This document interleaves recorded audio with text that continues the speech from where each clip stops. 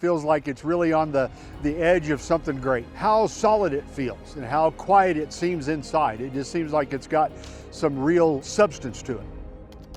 It's been a really amazing day seeing it all come together as quick as it has and become almost a completely finished product in one day. Really pretty amazing. It's straightforward and easy. Things are thought out well and they're laid out well to make it go quickly. From the other tiny homes, giving it the ability to be 19 feet wide rather than 9 feet wide, which most of the tiny homes that have to be trailered in would be. So it makes the floor plan much more open and much more workable and livable. With the higher ceilings and the bigger rooms, I think they're going to feel it's a very spacious and livable property. I'm really looking forward to seeing what the final responses are and the enthusiasm towards it. I think it's going to be a good thing. The people at BOXABL have been amazing to work with. They've been very supportive, very responsive, and the people out in the field have just been amazing to work with.